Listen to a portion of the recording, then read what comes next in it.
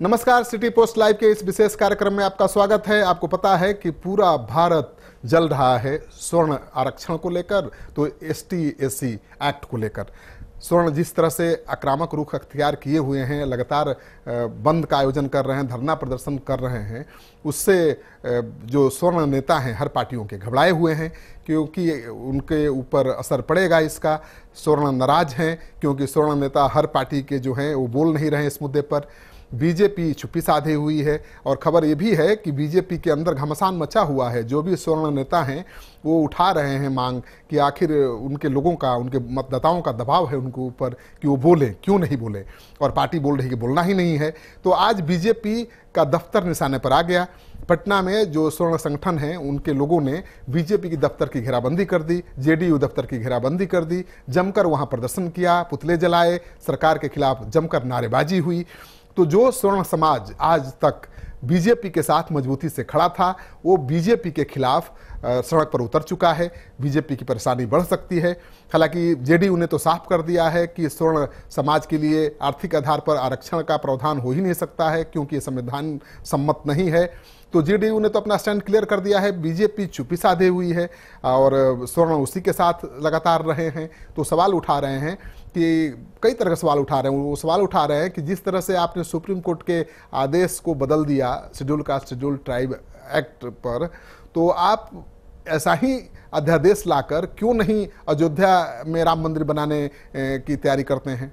आप राम मंदिर का मामला कहते हैं कि सुप्रीम कोर्ट में लंबित है, आप उसलिए मंदिर नहीं बना पा रहे हैं, जो कि सबसे बड़ा एजेंडा है आपका, लेकिन आप बहाना बना रहे हैं, सुप्रीम कोर्ट के आदेश का हवाला दे रहे हैं। और दूसरी तरफ उसी सुप्रीम कोर्ट के आदेश को अपनी सुविधा के अनुसार दलितों के आंदोलन के बाद आप बदल देते हैं अध्यादेश लाकर। तो स्वर्ण समाज काफ़ी नाराज है और पूरे देश में, प्रदेश में हर जगह आए दिन स्वर्ण संगठनों का प्रदर्शन चल रहा है। और अब तो सीधे उन्होंने पार्टी दफ्तरों को निशाना बनाना शुरू कर दिया है। तो जो राजनेता हैं, जो बीजेपी और जेडीयू हर दलों के जो स्वर्ण नेता हैं वो सख्ते में हैं। उनको समझ में नहीं आ रहा है कि वो कैसे चुनाव में जाएंगे अपने मतदाताओं के बीच और क्या जवाब देंगे, क्योंकि वो सुनने के मूड में नहीं है। और उनकी इस नाराजगी को लेकर बिहार की राजनीति में एक नया समीकरण बनता हुआ दिख रहा है।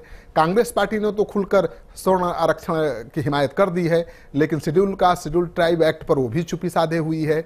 आरजेडी ने भी schedule caste schedule tribe act पर बहुत ज़्यादा जोर नहीं दिया है। हालांकि उन्होंने कहा है कि उनके साथ हम हैं और एक्ट के पक्ष में हैं, लेकिन बहुत ज़्यादा जोर आरजेडी की तरफ से नहीं दिया जा रहा है क्योंकि आरजेडी का जो वोटर है, कोर वोटर है, वो यादव है, मुसलमान है और दोनों ही schedule caste schedule tribe act के तहत आते हैं। यानी उनके खिलाफ भी कार्रवाई वैसे ही हो सकती है जैसे स्वर्ण समाज के खिलाफ हो सकती है इस कानून के तहत। तो वो भी खुलकर ज़्यादा विरोध नहीं कर सकते, बोल नहीं सकते। तो राजनीति बिल्कुल बदल रही है और स्वर्ण मतदाताओं को रिझाने के लिए अब दलित नेता आगे आने लगे हैं। रामविलास पासवान लगातार स्वर्णों के लिए 10% आरक्षण की मांग कर रहे हैं। उनके बेटे चिराग पासवान ने फिर दोबारा स्वर्णों को आरक्षण देने की मांग की है। उन्होंने कहा है कि गरीब चाहे किसी भी जाति का हो, गरीब गरीब होता है और उसे आरक्षण का लाभ मिलना चाहिए।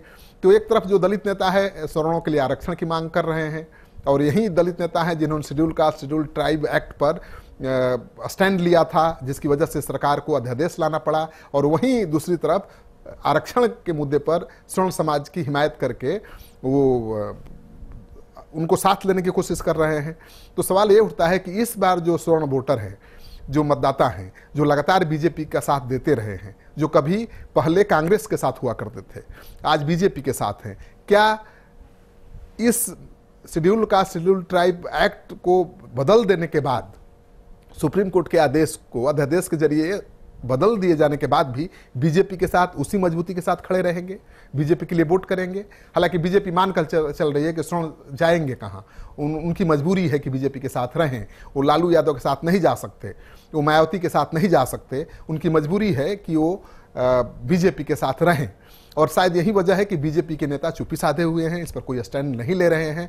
लेकिन जिस तरह से स्वर्ण नाराज हैं और उनको अपनी तरफ खींचने की कोशिश दूसरे दलों की तरफ से जारी हो गई है, मुझे लगता है कि बीजेपी को महंगा सौदा साबित हो सकता है बीजेपी के लिए। तो बीजेपी को कोई स्टैंड लेना पड़ेगा और जो ये हंगामा बवाल जारी है, जो असंतोष बढ़ता जा रहा है, जो आक्रोश बढ़ता जा रहा है, उस पर काबू पाने की कोशिश करना पड़ेगा। और कहा भी जा रहा है कि अमित शाह कई बैठकें कर चुके हैं पार्टी की और वो कोशिश कर रहे हैं कि किस तरह से शेड्यूल कास्ट शेड्यूल ट्राइब भी नाराज न हो और जो स्वर्ण है वो भी उससे दूर न हो। तो आपने देख लिया, अब बीजेपी की चुनौती है कि एक साथ कैसे स्वर्ण को और शेड्यूल कास्ट शेड्यूल ट्राइब को साधे।